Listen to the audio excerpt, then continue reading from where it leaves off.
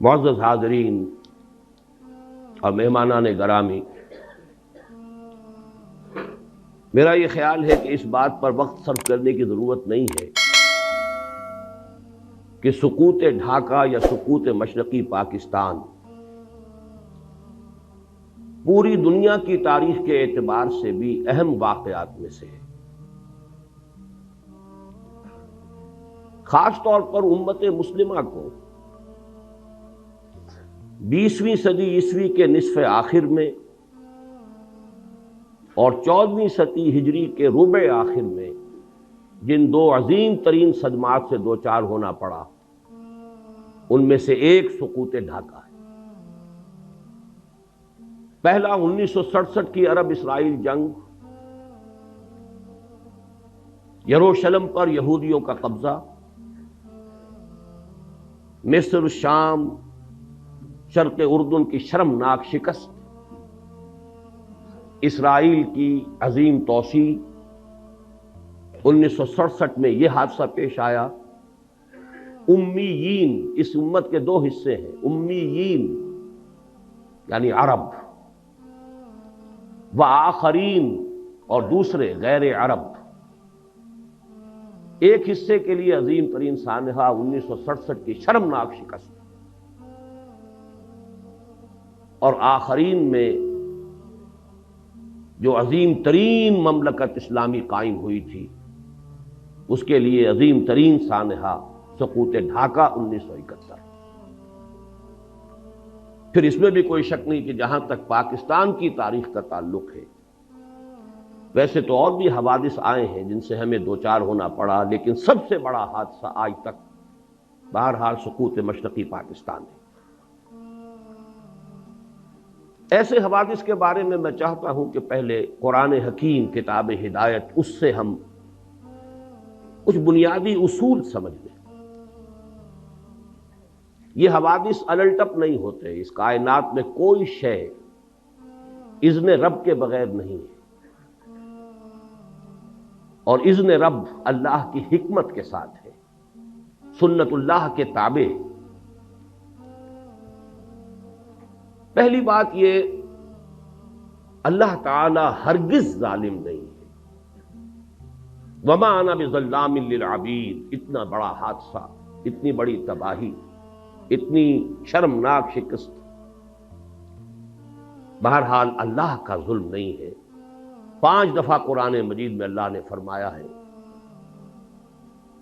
وَأَنَّ اللَّهَ لَيْسَ بِظَلَّامٍ لِّلْعَبِيدِ، اللہ تعالیٰ اپنے بندوں کے حق میں ہرگز ظالم نہیں۔ دوسری بات یہ کہ یہ حوادث تمام تر انسانوں کے اپنے کرتوتوں کا نتیجہ ہوتے ہیں۔ میں نے سورہ شورى کی آیت مبارکہ تلاوت کی ہے، وَمَا أَصَابَكُم مِّن مُّصِيبَةٍ فَبِمَا كَسَبَتْ أَيْدِيكُمْ، جو بھی مصیبت تم پر آئی ہے یا آتی ہے وہ تمہارے اپنے ہاتھوں کے کرتوتوں کے باعث۔ وَيَعْفُو عَن كَثِيرٍ، اور اللہ ابھی بہت سی چیزوں سے تو درگزر فرماتا رہتا ہے۔ اگر ساری غلطیوں کی سزا دے تو اس زمین پر کوئی ایک انسان بھی چلتا ہوا نظر نہ آئے۔ اللہ تو بہت درگزر کرتا ہے، بہت درگزر فرماتا ہے، یعفو عن کثیر۔ بہرحال قاعدہ کلیہ نمبر 2 یہ ہے کہ یہ انسانوں کے اپنے کرتوتوں، ان کے اپنے اعمال کا نتیجہ ہے۔ تیسری بات بڑی اہم ہے، کسی بھی قوم پر اتنا بڑا سانحہ اور حادثہ فاجعہ صرف چند لوگوں کے کرتوتوں کے نتیجے میں نہیں آتا۔ جب تک کہ قوم کا اجتماعی طور پر فساد پیدا نہ ہو چکا۔ اللہ تعالیٰ کا قانون یہ ہے کہ افراد کی برکتیں تو پھیل سکتی ہیں کہ پوری قوم کے اوپر سائبان بن جائیں۔ جیسے نیکیوں کا قاعدہ ہے کہ 10 گنا سے 700 گنا تک بھی اللہ تعالیٰ اجر دے گا، لیکن گناہ کی سزا بالکل حساب کے مطابق ملتی، زیادہ نہیں ملتی۔ اجر جو ہے بغیر حساب، لیکن سزا مثل ہی، جتنا کچھ کسی نے گناہ کیا اتنی سزا۔ اسی طرح افراد کا فسق ہو، فجور ہو، معصیت ہو، خطائیں ہو، غلطیاں ہوں، جرائم ہو، اگر چند افراد کی ہوں تو اتنی بڑی قوم کو اتنی بڑی سزا نہیں دیا سکتی۔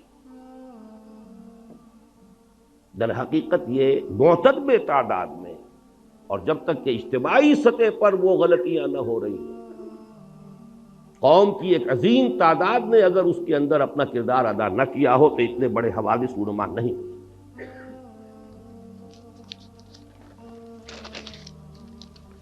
لیکن جب پھر سزا آتی ہے تو چوتھا قانون یہ ہے کہ پھر گیہوں کے ساتھ گھن بھی پستا ہے۔ واتقوا فتنة لا تصيبن الذين ظلموا منكم خاصة، ڈرو اس عذاب سے، اس پکڑ سے، اس سزا سے۔ جب اجتماعی فساد ہو گیا تو جو لوگ فساد میں خود ملوث نہیں ہیں وہ بھی مجرم ہیں، انہوں نے روکا کیوں نہیں؟ لہذا پھر جب سزا آتی ہے تو پھر اس میں وہ چاہے وہ گناہ میں اور اس جرم میں شریک نہیں بھی تھے بالفعل، واتقوا فتنة لا تصيبن الذين ظلموا منكم خاصة۔ پانچویں بات یہ کہ جہاں تک اس قسم کے حوادث کے آخری سٹیجز کا معاملہ ہے اس میں یقیناً کچھ افراد نمایاں ہو جاتے ہیں۔ والذی تولی کبرہ، وہ شخص کے جس نے سب سے بڑا گناہ کما لیا، وہ بھی ہوں گے، لیکن بہرحال یہ نہ سمجھیے کہ یہ در حقیقت صرف چند افراد کی، چند لوگوں کی سازش کا نتیجہ ہے، اتنی بڑی سزا۔ اسی طریقے سے یہ بات بھی نوٹ کیجئے، اتنا بڑا 93,000 ہمارا کڑیل جوان قیدی بنے۔ سابقہ امت مسلمہ کی تاریخ میں 587 قبل مسیح میں نیبوکڈنیزر نے جو تباہی مچائی تھی یروشلم میں، 6 لاکھ کو قتل کیا اور 6 لاکھ کو قیدی بنا کر لے گئے۔ شاید تاریخ انسانی میں اتنی بڑی تعداد میں لوگوں کو قیدی بنا کر اور ایک ملک سے دوسرے ملک میں نہیں لے جایا گیا ہوگا۔ 6 لاکھ کو بھیڑوں بکریوں کی طریقے سے ہانکتا ہوا لے گیا ہے بیبیلونیا، عراق۔ لیکن میں نے ہمیشہ تجزیہ کیا ہے 6 لاکھ میں 93,000 یا 1 لاکھ جوان نہیں ہوگا، اس میں بوڑھے بھی تھے، بچے بھی تھے، عورتیں بھی تھیں۔ ہمارا 93,000 کڑیل جوان گیا، سپاہی سے لے کے جرنیل تک گیا۔ اتنی بڑی شکست، اور یہ بھی نوٹ کیجئے یہ کوئی فوری بات نہیں ہوا کرتی، بہت طویل ہوتا ہے۔ اللہ تعالیٰ مہلتیں دیتا ہے، اللہ تعالیٰ موقع دیتا ہے۔ یہ تو جب تک کہ پے بپے لگاتار جو غلطیاں نہ ہو رہی ہوں اور جرائم نہ کیے جا رہے ہیں اس وقت تک اتنی بڑی سزا نہیں ملتی۔ اللہ تعالیٰ کے عدل سے، اللہ کے فضل و کرم سے، اللہ کے رحم سے، اللہ کی شان غفاری سے یہ بالکل بڑی ہے۔ جو حوادث اس وقت پیش آئے ہیں جن کو کہ ہماری طب کی اصطلاح میں، میڈیکل ٹرمینالوجی میں ایکسائٹنگ کازز کہا جاتا ہے، اس کا کوئی تذکرہ آپ جنرل انصاری صاحب سے سن چکے۔ حمود الرحمان کمیشن جو کہ جس کی رپورٹ منظر عام پر نہیں آئی، اس میں بھی اسی قسم کے حالات ہی سے ظاہر بات ہے کہ گفتگو ہو سکتی ہے۔ میں نے جو قرآن مجید کے ان موضوعات سے متعلق اللہ تعالیٰ کی جو سنتیں ہیں، لن تجد لسنت اللہ تبدیلا، جو آپ کے سامنے رکھی ہیں، ان کے پیش نظر میں ذرا ایک طویل اور گہرا تجزیہ آپ کے سامنے رکھنا چاہتا ہوں۔ یہ ہماری قومی غلطیاں ہیں، ہماری اجتماعی غلطیاں۔ بڑی پیاری بات کہی ہے جنرل صاحب نے کہ ہمیں یہ اب بھی ہمارے صحافی دھوکہ دیتے ہیں کہ وہاں تو محبت ہی کے زمزمے بہ رہے ہیں، وہاں جو نفرت پیدا ہو چکی تھی، اتنا عظیم انقلاب جو آ چکا تھا، اس کی صحیح خبر یہاں دی نہیں گئی۔ گئے اور جا کر چند دعوتیں کھائیں اور چند لوگوں سے ملے اور محبت کے زمزمے یہاں کے سنا دیے۔ اللہ اللہ خیر صلی اللہ۔ نفرت کی یہ انتہا، رونگٹے کانپ اٹھ کھڑے ہو رہے ہیں، آدمی کا دل لرز جاتا ہے۔ اور اتنا بڑا انقلاب، سن 46 میں 95% سیٹیں مسلم لیگ لے رہی ہے، اور کل 8 برس۔ سن 54 کے الیکشن میں 300 میں سے 10 سیٹیں، 290 گئی۔ کچھ تو ہوا ہے۔ کوئی قیامت تو بپا ہوئی. یہ انقلاب عظیم کہاں سے آ گیا؟ جس شہر میں مسلم لیگ کی تاسیس ہوئی 1906 میں، کتنا بڑا پروونس یونائٹڈ بنگال، اور طویل ترین عرصے تک مسلم لیگ کی منسٹری رہی. وہاں کے عوام کیوں آخر اس درجے آ گئے کہ اٹھا لو پاندان اپنا، میں باز آیا محبت سے؟ کوئی کرتوت ہمارے ہیں نا، کوئی جرائم ہمارے ہیں. اگر ان کو نہیں سمجھیں گے تو آئندہ بھی تاریخ اپنے آپ کو دہرائے گی. اسی لیے میں نے آیت سنائی ہے آپ کو. خصوصی میں نے ریکویسٹ کی تھی کہ یہ سورہ بنی اسرائیل کا پہلا رکوع یہاں پڑھا جائے، لیکن کریں کیا، زبان یار من ترکی ومن ترکی نمی دانم. آپ کو کیا پتا کہ کیا پڑھا گیا اور کیا آپ نے سنا؟ عسیٰ ربکم ان یرحمکم وان عدتم عدنا. تمہارا رب تم پر رحم کرنے کے لیے تیار ہے، لیکن اگر تم نے پھر وہی روش اختیار کی، ہم پھر وہی کچھ کریں گے. یہ قانون ہے اللہ کا. عسیٰ ربکم ان یرحمکم. اپنے لچھن درست کرو، اپنے اعمال صحیح کرو تو ہم رحم کریں گے. عسیٰ ربکم ان یرحمکم وان عدتم عدنا. پھر اعادہ کرو گے، پھر وہی کچھ کرو گے، ہم بھی وہی کچھ کریں گے جو ہم نے پہلے کیا. وہی سزائیں ملیں گی، اس سے بڑے پیمانے پر ملیں گی. اور یہ تو دنیا کی سزا ہے. وَجَعَلْنَا جَهَنَّمَ لِلْكَافِرِينَ حَصِيرًا. ابھی تو آخرت میں جہنم ہم نے تیار کی ایسے ناہنجاروں کے لیے. بہرحال اب ذرا حوصلہ کیجئے کچھ غلطیوں کے اوپر گفتگو کا سننے کے لیے. اس میں ہماری قیادت عظمیٰ پر بھی تنقید آئے گی. ہماری قیادت عظمیٰ کوئی معصومین پر مشتمل نہیں تھی، اور آج جبکہ 50 برس ہونے کو آ رہے ہیں، اب ہمیں اتنا بالغ ہونا چاہیے کہ ہم ان کی خطاؤں پر بھی نگاہ ڈال سکیں، سمجھ سکیں. معصومیت خاصہ نبوت ہے، نبوت ختم، معصومیت ختم. حادثہ مشرقی پاکستان کا سب سے پہلا سبب، اس کی غلطی کی بنیاد 1946 میں ڈالی گئی، جب 1940 کے ریزولوشن میں ترمیم کر کے اسٹیٹس کی بجائے اسٹیٹ، ایک ملک مشرقی اور مغربی پاکستان بنانے کا فیصلہ. کسی حساب سے یہ ایک ملک ہے نہیں. 1000 میل کا فاصلہ دو ملکوں کے درمیان میں سمندر ہوتا کوئی حرج نہیں. انڈونیشیا کے جزیرے ہیں، سمندر ہے بیچ میں. ہاسٹائل ٹیریٹری، اور ہاسٹائل سی ہاسٹائل، پیدائشی دشمن وہ درمیان. لیکن ہے کیا اصل مسئلہ؟ کیا اتنی بڑی خطا کیسے ہوگی؟ اصل بات سمجھیے، مسلم لیگ کبھی بھی کوئی منظم جماعت نہیں تھی، یہ صرف ایک تحریک تھی. اور تحریک میں جذبات کا غلبہ ہوتا ہے، ہوش پر جوش غالب ہوتا ہے. عوامی تحریک کے لیے دو چیزیں چاہیے. کوئی عوامی احساس، وہ احساس تھا مسلمانان ہند میں کہ ہندو ہمارے ساتھ انصاف نہیں کرے گا، ایکسپلائٹ کرے گا، دبائے گا، انتقام لے گا 800 برس یا 1000 برس کی غلامی کا. کوئی زبردست لیڈر جو اس احساس کو سامنے لائے، اجاگر کرے، تحریک چل جاتی. قائد اعظم یقیناً بہت بڑے لیڈر تھے، اس میں کوئی شک نہیں. سن 37 کے بعد سے چارج لیا ہے، اسے تحریک بنا دیا. اس سے پہلے وہ سروں کی اور نوابوں کی اور جاگیرداروں کی صرف ایک بیٹھک کہہ لیجئے، اس سے زیادہ اس کی حقیقت نہیں تھی. لیکن یہ جب کلائمیکس ہوا ہے اس مسلم لیگ تحریک کا اور تحریک پاکستان کا، جذبات کی رو میں بہ کر، اور جذبات بھی بنگالی مسلمان کی، ایک فضل الحق ہے کہ جنہوں نے مجبور کیا قائد اعظم کو اس قرارداد میں ترمیم کر کے ان کو دونوں کو ایک ملک بنانے کی. اس زمانے میں مجھے یاد آ رہا ہے قائد اعظم کا ایک جملہ: The British press has talked about some geographical difficulties in the way of Pakistan. May I ask them, by what rule of geography are they here? برطانوی پریس نے پاکستان کی اسکیم کے بارے میں کچھ جغرافیائی مشکلات کا تذکرہ کیا ہے. کیا میں ان سے پوچھ سکتا ہوں کہ جغرافیہ کے کس اصول کے تحت وہ ہندوستان میں؟ جملہ بڑا پیارا ہے، جواب بڑا مسکت ہے،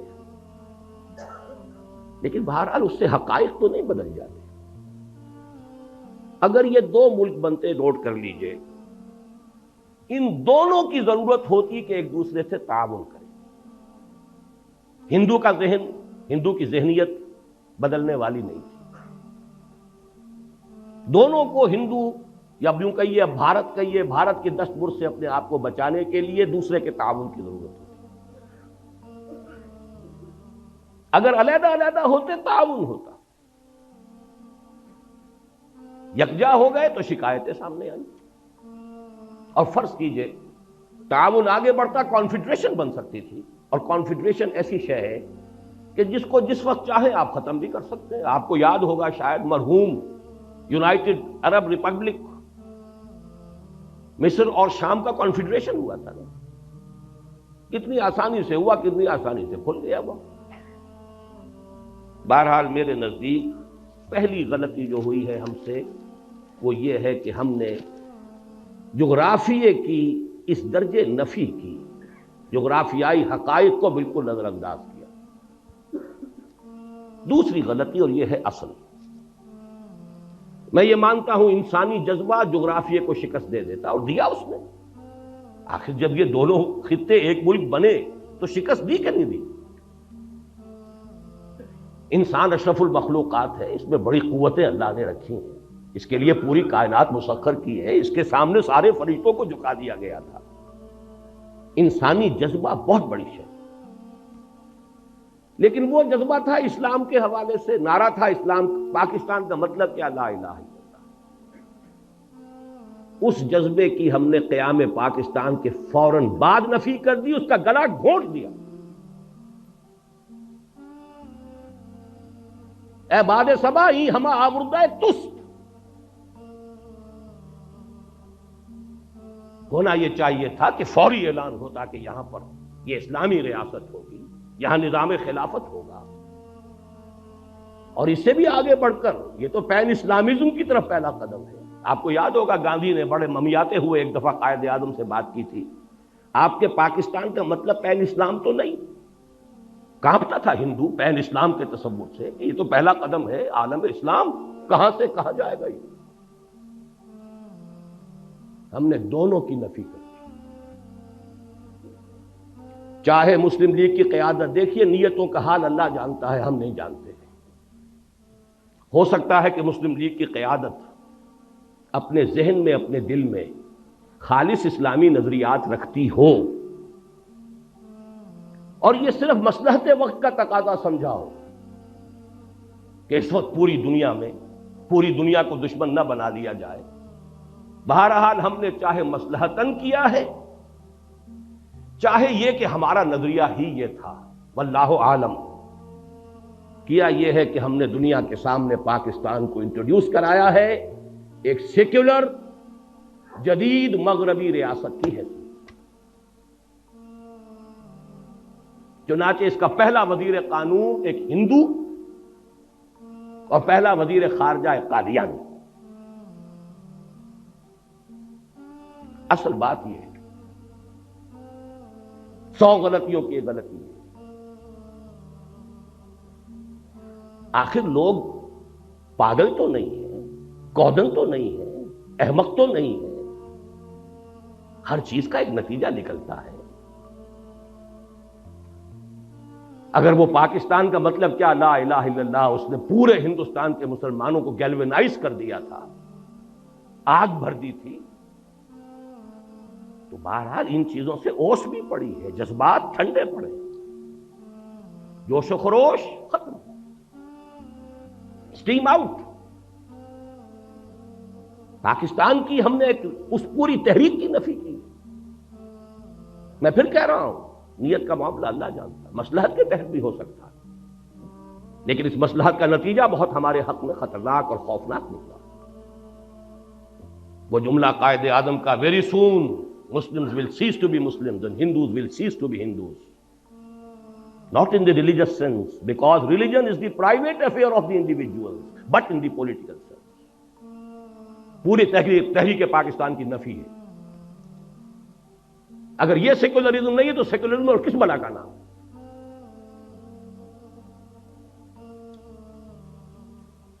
12 مارچ سن 1949 کو جا کر قرارداد مقاصد بڑے رد و قدا، بڑے ہی لیت و لال اور بڑے ہی بادل داخواستہ منظور ہوئی. لیکن اس سے پہلے بہت سی اوس پڑ چکی تھی، جذبات ٹھنڈے پڑ چکے تھے. جس طور سے پاس ہوئی ہے وہ بھی لوگوں کو معلوم تھا کہ یہ انکہنی کہی گئی ہے. یہ پتہ نہیں معلوم ہے آپ کو کہ نہیں، ہندوؤں میں یو پی کے کچھ علاقوں میں جہاں مسلم تہذیب کا غلبہ تھا، وہاں ہندوؤں میں ایک رواج تھا کہ جب کسی کی جان نہیں نکل رہی ہوتی تھی، نزع کا عالم بہت طول کھینچ جاتا تھا، تو وہ کہتے تھے کہہ دے بھائی انکہنی کہہ دے تاکہ تیری جان نکل جائے. تو وہ لا الہ الا اللہ کہہ دیتا تھا، جان نکل جاتی. یہ انکہنی تھی.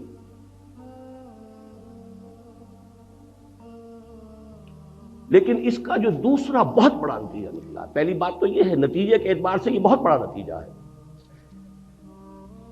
لیکن دوسرا کانسٹیٹیوشنل جو ہمارا مسئلہ ہے اس کے اعتبار سے جو عظیم نتیجہ اس کا برآمد ہوا، ویسٹرن ڈیموکریٹک نارمز، پرنسپلز، اصول کیا ہے؟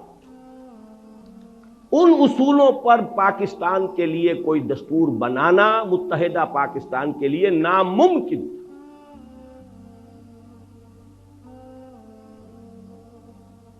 کیونکہ اس کا اصول ہے ون مین ون ووٹ. یہ تو اس کا وہ اصول ہے جس کو کسی شکل میں آپ کنٹروین نہیں کر سکتے. کس کو ڈس انفرنچائز کریں گے، کس کا حق جو ہے قسم کریں گے. اور حال یہاں یہ تھا کہ فار آل پریکٹیکل پرپزز مغربی پاکستان گویا کہ اصل پاکستان. رقبہ دیکھیے، ترقی کے امکانات دیکھیے، ذرائع و وسائل دیکھیے، اور عالم اسلام کے ساتھ مسلسل ہونا، متصل ہونا دیکھیے، تو اصل پاکستان، پرائمری پاکستان یہ بنتا ہے. مشرقی پاکستان تو ایک جزیرہ تھا، ادھر برما ہے، ادھر بھارت ہے.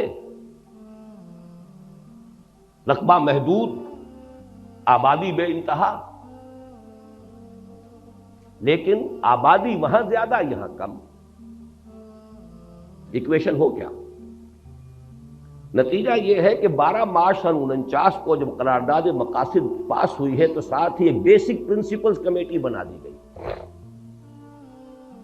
کہ اب جو دستور ہمیں بنانا ہے اس ملک کا، اس کے بنیادی اصول کیا ہوں گے. اس کی پہلی رپورٹ آئی ہے ستمبر سن 50 میں، 1.5 سال بعد. اس میں چونکہ 2 ہاؤسز، اس پہ 2 اعتراضات ہوئے. ایک اعتراض تو یہ ہوا کہ اس میں اسلام کا اب سرے سے ذکر نہیں تھا. گویا کہ قرارداد مقاصد کی حیثیت تو ایسی تھی جیسے سینما کا افتتاح کرنے کے لیے تلاوت قرآن کرا دی جائے. باقی اصل دستور جو بننا تھا اس میں اسلام کا سرے سے کوئی تذکرہ نہیں. لہذا ایک تو اس کی وجہ سے وہ اوس پر اوس اور پڑ گئی کہ یہ قرارداد مقاصد پاس کر کے بھی نیت ان کی نہیں ہے اسلام کی طرف آنے کی. دوسرے یہ کہ وہاں 2 ہاؤسز جو ہے تجویز کیے گئے، اور اپر ہاؤس میں ہر صوبے کو مساوی جو بھی عام اصول ہے. مشرقی پاکستان کے لوگوں نے کہا کہ نہیں، اس طرح تم ہمیں اقلیت میں تبدیل کر رہے ہو. اپر ہاؤس میں تو پھر 5واں حصہ ہے ان کا، وہاں تو آبادی کا حساب ہے نہیں. وہ ختم ہوئی. اس کے بعد دوبارہ پھر یہ جا کر دسمبر سن 52 میں بیسک پرنسپل کمیٹی رپورٹ پھر آئی. اس میں پیریٹی کی گئی. دونوں ہاؤسز کے اندر مشرقی پاکستان، مغربی پاکستان کے ممبر برابر ہوں گے، اور مغربی پاکستان میں پھر پروپورشنل تمام صوبوں میں آبادی کے پروپورشنل تقسیم ہو جائیں گے. مشرقی پاکستان کے لوگوں نے پھر کہا کہ ہماری حق تلفی ہے۔ اب اگر آپ چلنا چاہتے ہیں ویسٹرن ڈیموکریسی پر، یہ جو توق پڑ گیا ہمارے گلے میں ویسٹرن ڈیموکریسی کا، ایک طرف تو سارا جذبہ ختم، دین کی بات ختم، پوری تحریک کا صغرا کبرا ختم، اور دوسری طرف یہ توق جو ہے کہ جس کی وجہ سے کوئی دستور بن ہی نہیں سکتا۔ اور سب سے بڑا مسئلہ یہ تھا کہ اگر ون مین ون ووٹ ہو تو ترازو ہاتھ میں جاتی ہے ہندو کے، 1 کروڑ جو ہندو وہاں تھا، جو زیادہ بیدار، زیادہ منظم، زیادہ سرمایہ دار، زیادہ تعلیم یافتہ، وہ تو اسلامیات پڑھاتے تھے، اسکولوں اور کالجوں میں اسلامیات پڑھانے والے ہندو ٹیچر تھے، جیسے آج امریکہ میں اسلامیات پڑھانے والے بڑی یونیورسٹیوں میں یہودی ہیں، وہ میکگل ہو یا کوئی ہو، جا کر یہودیوں سے پڑھ کر آتے ہیں۔ ڈاکٹر فضل الرحمان صاحب بھی یہودیوں سے پڑھ کر آئے تھے۔ اسی طرح وہاں ہندو تھے، بیدار زیادہ، منظم زیادہ، تعلیم یافتہ زیادہ، سرمایہ دار زیادہ۔ تو گویا کہ اگر ون مین ون ووٹ ہو تو ساری ترازو اس کے ہاتھ میں، کاسٹنگ ووٹ اس کا ہے، ویٹو اس کا کہیے۔ یہ وجہ ہے کہ اس ملک کا کوئی دستور نہیں بن سکتا۔ 26 برس گزرے ہیں کہ اس ملک کا کوئی دستور نہیں بن سکتا۔ یہ خلا آخر نتیجے پیدا کرتا ہے کہ نہیں کرتا؟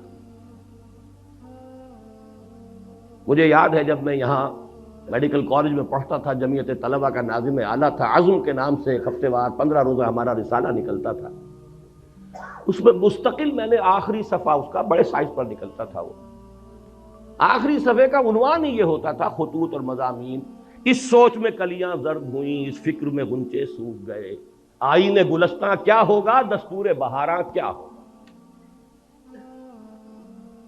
یہ شعر موٹا، اس سوچ میں کلیاں زرد ہوئیں، اس فکر میں غنچے سوکھ گئے، آئین گلستاں کیا ہوگا، دستور بہاراں، دستوری بننے میں نہیں آ رہا۔ بہرحال ایک بات نوٹ کر لیجئے، جیسے جنرل صاحب نے فرمایا، دیکھیے باقی جو بھی ہم ہیں، سندھ، پنجاب، سرحد، بلوچستان، ہمارے اندر فرق و تفاوت اتنا نہیں ہے جتنا کہ مغربی پاکستان اور مشرقی پاکستان کے لوگوں میں تھا۔ وہاں تو سرے سے کوئی قدر مشترک سوائے مذہب کے ہے ہی نہیں۔ زبان لے لیجئے، لباس لے لیجئے، ایٹنگ ہیبٹس لے لیجئے، کلچر، جس شے کا بھی نام لے، یہاں کی عورتوں کا لباس اور وہاں کی عورتوں کا لباس، پٹھان اور بلوچی عورت تو یہ سمجھے گی، بنگالی عورت مسلمان عورت ہو کہ یہ تو ننگی ہے۔ اب وہاں تو اسلام کا رشتہ تھا، ہم نے اس کی نیگیشن کی، مغربی جمہوریت، اور ہم دوہرے ڈائلیما میں پھنس گئے۔ ایک تو گویا کہ اپنے نیچے سے جڑ بنیاد زمینی ہم نے کھسکا دی، اور نمبر 2 یہ جو ایک ہمارے لیے عقدہ لا ینحل ڈائلیما، دستور بنائے تو کیا بنائے۔ تیسری غلطی، بہت بڑی غلطی، اور یہ اصل میں اس دوسری غلطی میں جو دینی معاملہ تھا اس کا تتمہ ہے، لینگویج پرابلم۔ تحریک مسلم لیگ کے دوران تو اصل میں اردو گویا کہ پاکستان کی زبان اور مسلم لیگ کی زبان، وہ تو اقبال کے جو ظریفانہ کلام ہے بانگ درا میں، اس میں ہے نا، اے شیخ و برہمن سنتے ہو کیا اہل بصیرت کہتے ہیں، گردوں نے کتنی بلندی سے ان قوموں کو دو پٹکا ہے، یا باہم پیار کے جلسے تھے دستور و محبت قائم تھا، یا بحث میں اردو ہندی ہے، یا قربانی یا جھٹکا ہے۔ سکھ کے ساتھ جھگڑا قربانی اور جھٹکے کا تھا، ہندو کے ساتھ ہندی اور اردو کا تھا۔ پاکستان بننے کے بعد معلوم ہوا کہ وہ تحریک کے دور کا جذباتی معاملہ، اس کی فضا اور ہوتی ہے، حقائق کچھ اور ہوتے ہیں۔ پاکستان کی سرکاری زبان کیا ہو، اردو ٹھوسنے کی سب سے بڑی غلطی کی ہے، اور ہماری ٹاپ کی قیادت اس غلطی کی ذمہ دار ہے۔ اس کا مطلب یہ ہے کہ کوئی حالات کا صحیح اندازہ نہیں ہے۔ یہی وجہ ہے قائد اعظم کی عین زندگی کے اندر مشرقی پاکستان میں فساد ہوا ہے، بغاوت ہوئی ہے، قائد اعظم کو شدید علیل ہونے کے باوجود جانا پڑا ہے، لیکن اس سے بھی کوئی نتیجہ نہیں نکلا۔ بنگلہ بھاشا اردو کو امپوز کرنے کا رد عمل، اور اس پاکستان میں بھی سندھی زبان کسی صورت میں اردو کی سپریمیسی گوارا کرنے کو تیار نہیں۔ اچھی طرح سمجھ لیجئے، حقائق سے کبھی بھی آنکھیں چرانا نہیں چاہیے، حقائق کو دیکھنا چاہیے۔ پشتو مان لے گی، بلوچی مان لے گی، پنجابی مانے ہوئے ہی ہے، بلکہ پنجاب کی زبان ہی اردو ہے، یہاں کے کلچرڈ لوگوں کی زبان ہے ہی اردو، لیکن یہ کہ سندھی کبھی تیار نہیں ہے۔ ان کا دعویٰ بھی ہے، بہت قوی ہے، ہماری زبان قدیم ہے، یہ کل کی چھوکری ہے، 300-400 برس سے زیادہ اس کی تاریخ نہیں اردو کی۔ سب سے پہلی تفسیر قرآن مجید کی جو غیر عربی زبان میں لکھی گئی وہ سندھی میں لکھی گئی۔ بہرحال تھے اس ملک کے کچھ ویل وشرز، سر آغا خان نے کہا تھا، اور زاہد حسین مرحوم، the first governor of the state bank of Pakistan, کہ عربی زبان کا اعلان کرو، اور زیادہ سے زیادہ عربی کی تعلیم کمپلسری کر دی جاتی تو میکسیمم 20 برس میں اگر انگریزی یہاں اتنی ہم نے سیکھ لی کہ انگریزوں کو پڑھا دیں تو کیا عربی نہیں سیکھ سکتے تھے؟ وہ تو بالکل الٹی زبان، وہ بائیں طرف سے لکھنے والی لیفٹسٹ زبان، ہماری زبان رائٹسٹ زبان، ہماری الف با تا عربی کی، فارسی کی، سب کی ایک، اردو کی بھی وہی ہے، پنجابی بھی اسی میں لکھی جائے، وہی الفابیٹس ہیں۔ ہمارے لیے عربی سیکھنا کیا مشکل، ہماری دین کی زبان، قرآن کی زبان، رسول کی زبان صلی اللہ علیہ وسلم۔ لیکن یہ کہ وہ دین کا، اول تو چونکہ اس کا رشتہ بھی دین سے جڑتا تھا اور دین ہی سے تو فرار ہو رہا تھا، دین کو تو صرف انفرادی معاملہ بنانا پیش نظر تھا، دین کو اجتماعی معاملہ بنانا پیش نظر تھا ہی نہیں، تو عربی زبان کیسے مان لیں؟ میں نے دیکھا ہے، جب میں نے چند سال پہلے اندرون سندھ کا دورہ کیا، مجھے کتاب ایک دی گئی تھی جو اسی زمانے میں سندھی ایک اسکالر کی شائع کردہ تھی کہ عربی کو بناؤ، عربی کو ہم لینے کے لیے تیار ہیں۔ بہرحال عربی ہوتی تو پنجابی بھی پڑھتا، اردو والا بھی پڑھتا، سندھی بھی پڑھتا، سب کو نئی زبان سیکھنی پڑتی نا۔ یہ تو نہیں تھا کہ اردو سپیکنگ جو ہے اسے تو گویا کہ بہت ہی ایک ترجیح حاصل ہو گئی، اس کی مادری زبان میں پڑھایا جا رہا ہے، وہ تو آگے جائے گا ہی، اس کے نمبر زیادہ آئیں گے ہی، اس کی ڈویژن بہتر ہوگی، اس لیے سندھی اڑ گیا، یہ ہینڈی کیپ رہ جائے گا میرا بچہ، اور سب سے پہلے بنگالی کھڑا ہو گیا۔ آپ کے شاید معلوم نہ ہو، ڈھاکہ یونیورسٹی میں مولانا سید سلیمان ندوی رحمۃ اللہ علیہ کے ساتھ انتہائی توہین آمیز سلوک کیا گیا۔ انہوں نے صرف ایک بات کہہ دی تھی، وہاں علمی انداز میں، اسکالر تھے، ہسٹورین تھے، کہ 200 سال قبل، اب یہ جمع کر لیجئے مزید 50 سال جو بیت گئے تو 250 سال اب کے حساب سے ہوں گے، 200 سال قبل بنگلہ زبان بھی اسی الف باتا میں لکھی جاتی تھی، اسکرپٹ یہی تھا۔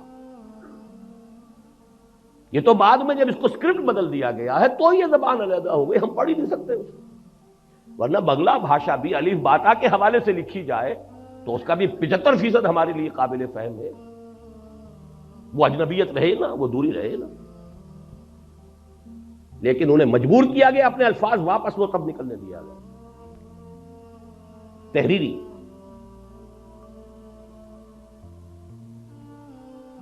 چوتھی بڑی غلطی، ان سب چیزوں کا نتیجہ اصل میں کیا نکلا؟ ڈس ایلیوژنمنٹ، ایک لفظ کافی۔ یہ کہاں کا اسلام تھا؟ یہ جا کدھر رہے ہیں؟ ملک بنا کیوں تھا؟ میں بھی مانتا ہوں جو کہا جنرل صاحب نے، ایوریج مغربی پاکستانی کے مقابلے میں ایوریج مشرقی پاکستانی زیادہ مذہبی آدمی،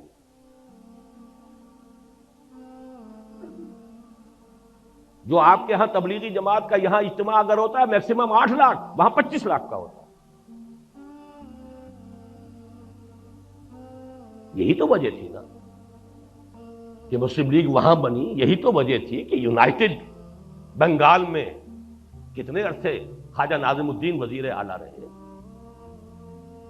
یہاں تو آپ کے یہاں یونینسٹ جو تھی گورنمنٹ تھی آخری وقت تک، مسلم لیگ کی حکومت یہاں ایک دن کے لیے نہیں بنی، سرحد میں جو ہے آخری وقت تک کانگریس کی حکومت تھی، لے دے کے اگر کوئی تھا تو اس پاکستان میں صرف سندھ تھا کہ جہاں مسلم لیگ کی منسٹری تھی، اور وہ بھی کہہ رہا ہے اب اٹھا لو پاندان اپنا، یہی دو صوبے تھے، مسلم لیگی صوبے تو یہی تھے، پاکستانی صوبے تو یہی تھے. پنجاب میں تو آخری وقت یونینسٹ گورنمنٹ تھی. یہ ڈس ایلیوژنمنٹ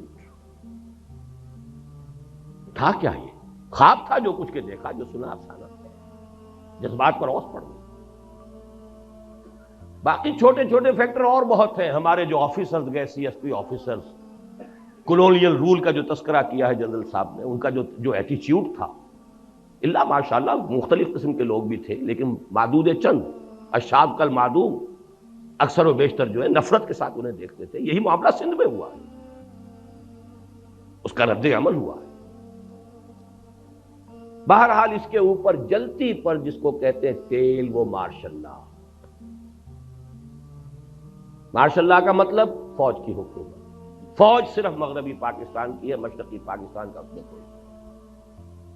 گویا کہ مغربی پاکستان اب حاکم ہو گیا مشرقی پاکستان، اور مغربی پاکستان تو وہ کہتے ہیں تو پنجابی فوج کہتے ہیں. ہم نے پنجابیوں کا غلام بننے کے لیے یہ پاکستان نہیں بنایا. دلیل قوی تھی، کوئی آج رد کرتے اسے.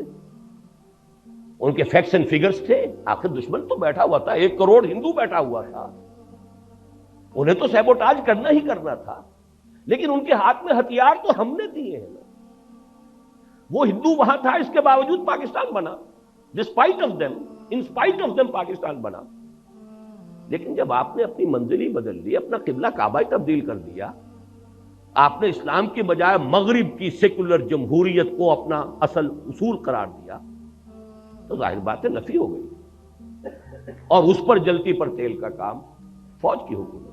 فوج کی حکومت بھی کیوں آئی سمجھ لیجیے. یہ بھی کوئی اللہ تعالیٰ کی طرف سے عذاب تو نہیں تھا، اس لیے کہ مسلم لیگ پارٹی تھی نہیں، وہ تو تحریک تھی. تحریک کا کام ہی یہ ہوتا کہ ایک دفعہ مقصد حاصل ہوا، اس کے بعد ختم. تحریک کا تو اصول ہے یہ.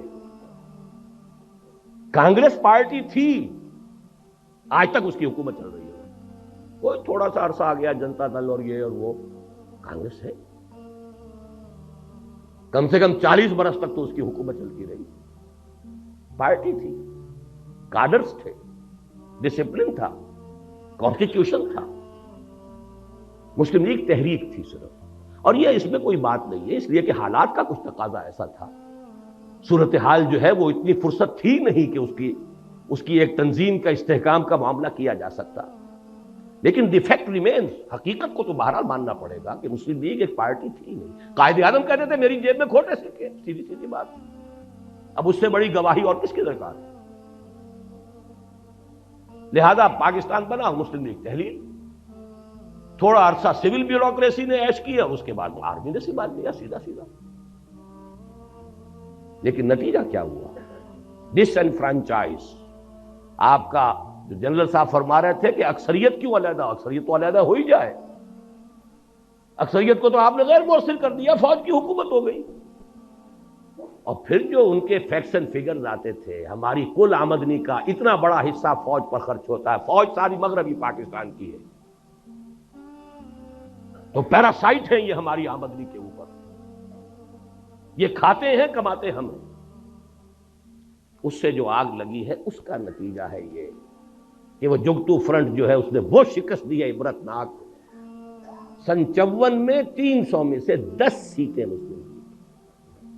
8 برس میں انقلاب عظیم. کہاں سن 46 کے اعداد و شمار ابھی آپ جنرل صاحب سے سن چکے ہیں. 46 اور 54 میں کل 8 برس، اور انقلاب عظیم جو ہے وہ پیدا ہو گیا. 5ویں غلطی رہی صحیح، جس کو کہتے ہیں آخری کیل ٹھوک دی آپ نے، دارالخلافہ کراچی سے اسلام آباد. یہ کاسموپولیٹن سٹی تھا، ساحلی تھا. مشرقی پاکستان کے ساتھ اس کے روابط سمندری اور بحری بھی تھے. وہ سستے تھے. ہوائی سفر تو اس وقت تک جو ہے وہ تو بہت ہی کاسٹلی، بہت صرف سرمایہ داروں کی شے تھی. آپ نے وہاں سے کیپٹل منتقل کیا، اور بہت سے بڑے مخلص مشرقی پاکستانیوں نے کہہ دیا تھا دس از دی بگننگ، پاکستان کے خاتمے کا یہ نقطۂ آغاز ہے. بہرحال نتیجہ یہ نکلا کہ میں بعد آیا محبت سے اٹھا لو پاندان اپنا. اور یہ جان لیجئے کہ جذبات کا معاملہ جو ہوتا ہے، جیسے رود کوہی کہتے ہیں ضلع ڈیرہ غازی خان میں اور سندھ کے علاقے میں، پہاڑی علاقے میں سیلاب آتا ہے تو ایک دم نالا بڑی تیزی سے آتا ہے، لیکن تیزی سے ختم بھی ہو گیا، ادھر آیا ادھر گیا. تو جذبات کی بات یہی ہوتی ہے، اٹھی ہے یہ آندھی اتر جائے گی. اسی لیے وہ جذباتی بات تھی، اور جذباتی بات جو ہے جس تیزی کے ساتھ اٹھی تھی اسی تیزی سے بہہ گئی. لیکن آخری اور ہماری ہمالیہ جیسی غلطی کیا ہے، اب اس کو سمجھیے. باقی ساری غلطیاں جو ہیں ان کے اوپر جو مہر تصدیق آخری ثبت ہوئی، یہ معلوم ہو چکا تھا سن 54 میں کہ مشرقی پاکستان کی فضا بدل چکی ہے. حقائق کو تسلیم نہ کرنا، اممیچورٹی، سیاسی قیادت کا خلا، مسئلے کی حقیقت کو سمجھ کر اس کا حل کرنا، اس کی بجائے طاقت کا استعمال، یہ ہے آخری غلطی جس نے سارے معاملے کو جو ہے اپنے آخری منطقی انداز تک پہنچا دیا. تفاصیل آپ سن چکے ہیں. میں تو اس میں صرف 4 کاش آپ کے سامنے رکھ رہا ہوں، اگرچہ مجھے معلوم ہے حضور کی حدیث ہے یہ لفظ ممنوع ہے، ان کلمۃ اللہ تفتح عمل الشیطان. جو ہوا ہے اذن رب سے ہوا ہے، لہذا یہ کہنا کاش یوں ہو جاتا یہ مناسب نہیں. لیکن یہ کہ انسان ہے، اس کی طبیعت ہے، اس کی سوچ کا انداز ہے، اپنے خیالات کی تعبیر کا ایک انداز ہے. کاش کہ صدر ایوب صاحب پاکستان کے ڈیگال بن گئے ہوتے. ڈیگال نے الجزائر میں ریفرنڈم کرایا، بھائی رہنا چاہتے ہو ہمارے ساتھ یا نہیں رہنا چاہتے جاؤ بھائی. کتنے عرصے تک جنگ کرتے رہے، کتنے فرانسیسی مارے گئے، ادھر سے الجزائری جو ہے وہ اپنی جانیں دے رہے ہیں، اور مسلسل جنگ کی وجہ سے فرانس کی ترقی رکی ہوئی ہے. فرانس آگے نہیں چل پا رہا، سارے وسائل اس میں کھپ رہے ہیں. اسے اپنے بہترین دوستوں کو جیل میں ڈالنا پڑا. اور آپ کو یاد ہے یہ 3 بڑے ٹال اس وقت کے ملٹری لیڈرز تھے دنیا کے اندر، ڈیگال، پھر صدر ناصر، پھر صدر ایوب. قداور ہونے میں کم نہیں تھا ڈیگال سے یا اور صدر ناصر سے، لیکن فہم اور سمجھ کاش کے ڈیگال والا معاملہ کرتا. میں نے 1969 میں مضمون لکھا تھا میثاق کے اندر کہ ہم مشرقی پاکستان کے لوگوں کو جبراً اپنے ساتھ ہرگز نہیں رکھ سکتے، خدا کے لیے ان سے ریفرنڈم کرائیے. وہ پاکستان کے ساتھ رہنا چاہتے ہیں یا نہیں، اور رہنا چاہتے ہیں تو کن شرائط پر رہنا چاہتے ہیں، ان سے پوچھیے، استصواب کیجیے. جبر اگر کریں گے تو اس کے نہایت خطرناک نتائج نکلیں گے. یہ جون جولائی 1969 کا میرا پرچہ میثاق کا ہے. کوئی طاقت مشرقی پاکستان کو زبردستی اور جبر کے ساتھ پاکستان کے ساتھ نہیں رکھ سکتی، مغربی پاکستان. میں تو سیاسی آدمی نہیں ہوں، میری تو کہیں آمد و رفت کا بھی معاملہ نہیں تھا. میں تو صرف تعلیم و تعلم قرآن میں لگا ہوا تھا. سن 65 کے بعد سے جب لاہور دوبارہ آیا ہوں، میرا تو کام ہی ایک تھا، درس قرآن. لیکن حالات تو ہے سامنے. وہ مرد درویش تھا کبھی دہلی کے اندر ایک چھوٹی سی کٹیا کے اندر بیٹھا ہوا، شاہ ولی اللہ دہلوی، صرف کتابیں لکھ رہا ہے اور کچھ نہیں کر رہا. لیکن ہندوستان کی نگاہ پر، پورے حالات پر نگاہ ایسی ہے کہ اندازہ کر لیا تھا ہندوستان میں کوئی مسلمان حاکم، حکمران، نواب اس پوزیشن میں نہیں ہے کہ مرہٹوں کی اٹھتی ہوئی طاقت کا مقابلہ کر سکے. لہذا خط لکھا ہے احمد شاہ ابدالی کو، خدا کے لیے تم آؤ، ورنہ یہ کہ اس بر عظیم پاک و ہند سے، اس بر عظیم ہند سے اسلام اور مسلمانوں کا خاتمہ ہو جائے. تو حقائق کو دیکھنا اور بات ہے. ٹھیک ہے آپ میدان میں نہیں ہیں، سیاست میں نہیں ہیں. میں 1969 کا اپنا جو ہے اداریہ میثاق کا آپ کو دکھا سکتا ہوں. اور اس کا بھی امکان ہے اگر آپ کسی کو آپشن دے دیتے ہیں اور ان سے پوچھیں کہ آپ کس بنیاد پر، کس شرائط پر رہنا چاہتے ہیں، تو اس کا امکان ہے کہ وہاں پر پاکستان ہی کے حق میں فیصلہ ہو. لیکن آپ نے تو آپشن دیا ہی نہیں. اور اگر نہ بھی ہوتا تو ٹھیک ہے، ٹیبل پر بیٹھ کر معاملہ طے کر لو بھائی. سیپریشن ہو جائے. سب سے مقدس رشتہ میاں اور بیوی کا ہے، اس میں بھی سیپریشن ہے. چاہے ابغض الحلال ہے، حلال میں سب سے زیادہ، حرام میں ابغض الحرام، حرام میں سب سے زیادہ ناپسندیدہ شے، لیکن ہے، جائز ہے. تو سیپریشن میں کوئی حرج نہیں تھا. وہ رد عمل تو نہ ہوتا کہ انہوں نے مشرقی پاکستان کا لیبل اتار کر اور پھینکا خلیج بنگال میں، اٹھا لو پاندان اپنا، ہمیں نہیں چاہیے پاکستان. آپ نے کبھی غور کیا دنیا میں کتنے عرصے تک دو جرمنی رہے، کسی جرمنی نے اپنا نام نہیں بدلا؟ مشرقی جرمنی، مغربی جرمنی. دو کوریا آج بھی ہے، کوئی سا کوریا چھوڑنے کو تیار ہوگا نام اپنا؟ کوئی ویتنام چھوڑ دے گا اپنا نام؟ کسی نے چھوڑا؟ کوئی یمن چھوڑ دے گا؟ اور انہوں نے اٹھا کر پہلا دن، بلکہ یہاں تک کہا تھا ڈاکٹر کمال حسین جو پہلا ان کا وزیر خارجہ بنا تھا، میرے سینے کے اوپر لکھے ہوئے الفاظ ہیں، اس کا سٹیٹمنٹ تھا we won't like to be called a Muslim country. آپ نے اسلام کو چھوڑا، انہوں نے کہا کہ ہم مسلم بھی نہیں رہنا چاہتے. رد عمل کی یہ انتہا ہوگی. آپ نے اسلام کے نام پر جمع کیا تھا ہمیں، احیاء اسلام کے خواب ہمیں دکھائے گئے تھے، پین اسلامزم کے خواب دکھائے گئے تھے. کیا کیا ہے آپ نے؟ تو تم نے اسلام کو چھوڑا، ہم مسلم کا نام بھی چھوڑا. We want like to be called a Muslim country. ذرا رد عمل جو بھی ہوتا ہے کسی کے اندر، اس کی انتہا دیکھیے.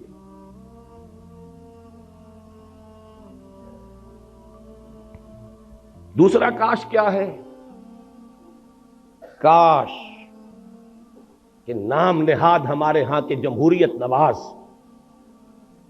مغربی جمہوریت کے، اور وہ صرف دولتانہ کے قبیل کے لوگ نہیں، تمام مذہبی جماعتیں بھی، انہوں نے اسی مغربی جمہوریت کے نام پر مجبور کر کے ایوب خان سے اگرتلہ کیس ختم کروائے. کاش کہ وہ یہ حرکت نہ کرتے. کاش ہی کہہ سکتا ہوں، کیا کہہ سکتا ہوں. کیا امامان سیاست، کیا کلیسا کے شیوخ، سب کو دیوانہ بنا سکتی ہے میری ایک ہوں. یہ ابلیس کا چکر کہ ہم نے خود شاہی کو پہنایا ہے جمہوری لباس، جب ذرا آدم ہوا ہے خود شناس و خود نگر. اور اس شیطان اور ابلیس کی ہو میں ہماری سب مذہبی جماعتیں جمہوریت جمہوریت جمہوریت، اور اس جمہوریت کا اس طرح اتنا شور. اگرتلہ سازش کیس ختم، مجیب ہیرو بن کر نکلا. کاش کیسا نہ ہوا. کاش. تیسرا، کاش حالات جتنے بھی بگڑے تھے، جتنی بھی خرابی تھی، جو بھی صورت ہوئی ہے،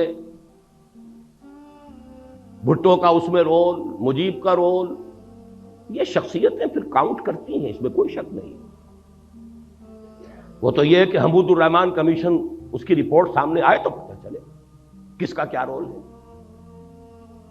کاش، میں صرف کہہ رہا ہوں، یحییٰ خان نے جب معاملہ کیا تھا، الیکشن کا اعلان کیا ہے، کاش کہ وہ مغربی پاکستان کا 1 یونٹ ختم نہ کرتا.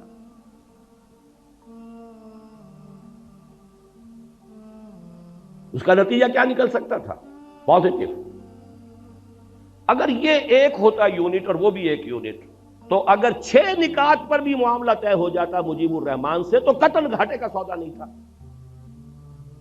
گویا کہ کانفیڈریشن ہو جاتی. لیکن وہ 6 نکات جب یہاں کے پروونسز کے اوپر آپ ڈالتے تو اس کا مطلب ہے یہاں 4 ریاستیں وجود میں آتی ہیں. ڈائلیما یہ بنتا جب یہ بھی 4 صوبے، ایک صوبہ وہ 6 نکات پر ہر صوبے کا معاملہ کریں گے تو 4 ریاستیں یہاں وجود میں آ گئی، ورنہ 2 ریاستیں رہ گئی.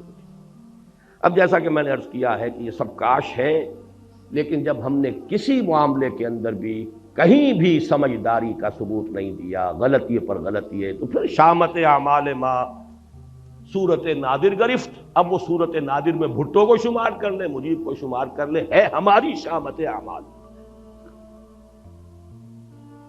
یہ بونے سے لوگ، یہ کردار جو ہوتے ہیں بہت اہم نظر آتے ہیں، ان کی حقیقت وہ نہیں ہوتی اصل معاملات کے اندر. اصل معاملات تو چلے آ رہے ہیں کہاں سے کہاں تک. عباد سبا ہی ہم آوردہ تست. لیکن یہ ساری باتیں جو میں نے عرض کی ہیں، یہ بھی کچھ عقلی، منطقی، سیاسی، دستوری 100 باتوں کی ایک بات اگر میں آپ سے عرض کروں، قرآن کی تشخیص کیا ہے؟ کیا ہوا ہمارے ساتھ؟ قرآن مجید کی تشخیص یہ ہے، پس پردہ جو حقیقی سبب ہے، اللہ سے بدعہدی کی سزا ہے جو ملی ہے، اور اس کا دوسرا کوڑا اس سے شدید تر پڑے گا، لا محالہ پڑے گا، لازماً پڑے گا، اگر ہم نے رجوع نہ کیا اور توبہ نہ کی۔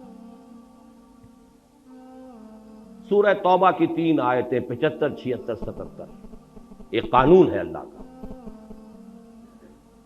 منافقین کے بارے میں فرمایا وَمِنْهُمْ مَنْ عَاهَدَ اللَّهُ، ان میں سے کچھ لوگ وہ بھی ہیں جنہوں نے اللہ سے ایک عہد کیا، لَئِنْ آتَانَا مِنْ فَضْلِهِ، اگر اللہ ہمیں اپنے فضل سے نواز دے گا، غنی کر دے گا، دولت مند بنا دے گا، لَنَصَّدَّقَنَّ وَلَنَكُونَنَّ مِنَ الصَّالِحِينَ، خوب صدقہ خیرات کریں گے، صالح بن جائیں گے، نیک بن جائیں گے۔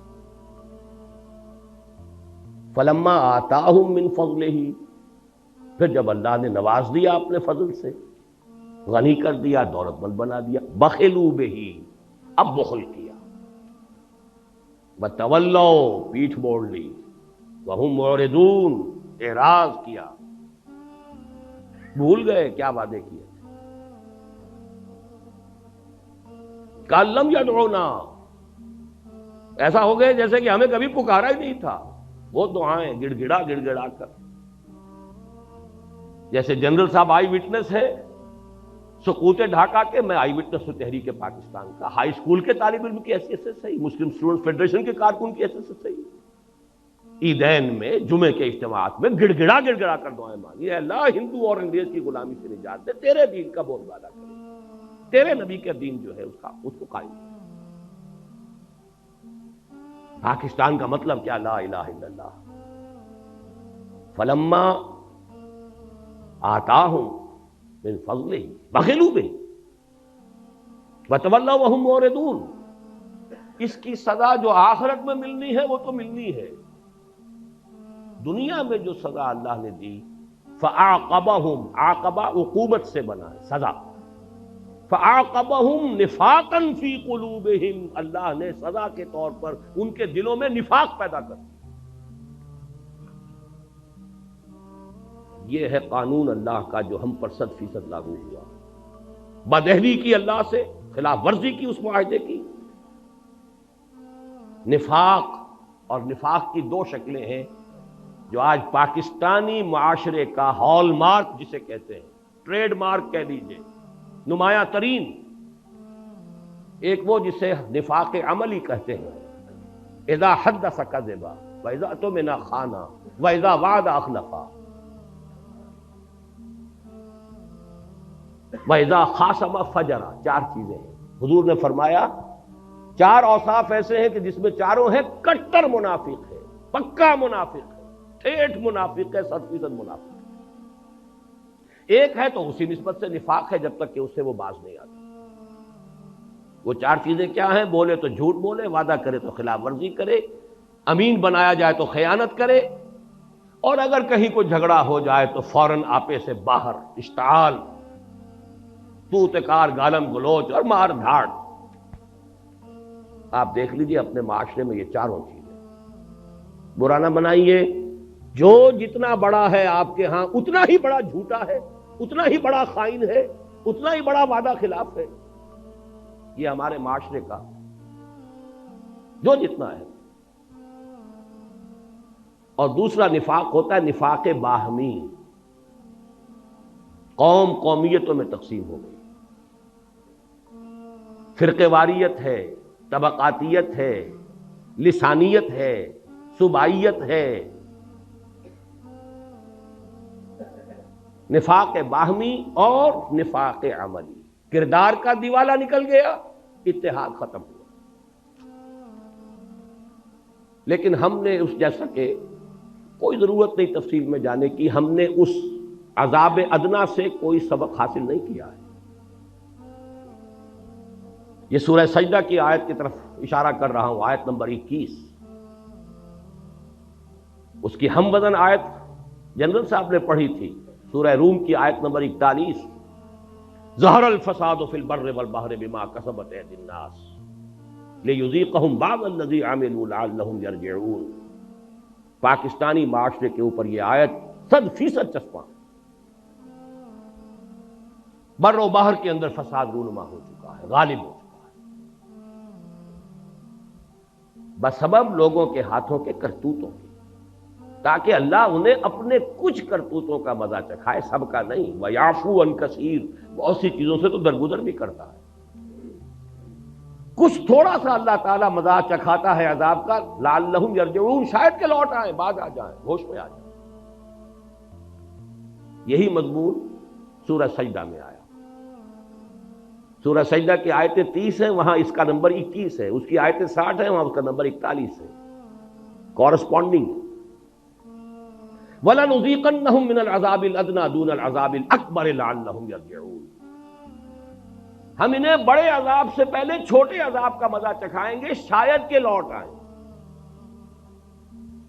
یہ چھوٹا عذاب تھا کس کے مقابلے میں؟ بڑے عذاب کے مقابلے میں جو آنے والا۔ ویسے تو یہ بھی عظیم ترین عذاب تھا، 800 برس جن پر حکومت کی تھی، اس کے قیدی بن کر رہے ہیں جنرل صاحب، 93,000 اس ہندو کے قیدی، اور کہاں مدھیہ پردیش، سینٹرل انڈیا تک ٹرکوں کے اندر لاد کر بھیڑوں بکریوں کی طرح آپ کے فوجی لے جائے گئے، اس ہندو قوم جس پر حکومت کی۔ کہا اندرا گاندھی نے we have avenged over 1000 years defeat۔ اندازہ کیجئے، موتی لال نہرو کی پوتی، جواہر لال کی بیٹی، لبرل خاندان کوئی ہندوؤں میں ہو سکتا ہے تو چوٹی کا لبرل خاندان وہ ہے، لیکن اس کی ذہنیت بھی یہ ہے، we have avenged over 1000 years defeat۔ ہم نے اپنی 1000 سالہ شکست کا بدلہ چکا دیا، کلنک کا ٹیکا ہے ہمارے ماتھے کے اوپر۔ لیکن یہ عذاب ادنا ہے۔ کیوں میں ادنا کہہ رہا ہوں؟ غنیمت سمجھیے ابھی یہ پاکستان باقی ہے، اور بہت بڑی مملکت، وہ بھی ہے ایک مسلمان ملک ہے۔ شاید آپ نے کل کے اخبار میں پڑھا ہو، 10,000 وہاں پر افراد، وہی جہاں پر کہ سب سے زیادہ آپ نے جو بھی تجربات سنے ہیں جنرل صاحب کے، وہی چوٹوگرام، چٹاگانگ، وہاں سے 10,000 مسلمان چلے مارچ کرتے ہوئے ڈھاکہ کی طرف کہ شریعت نافذ کرو۔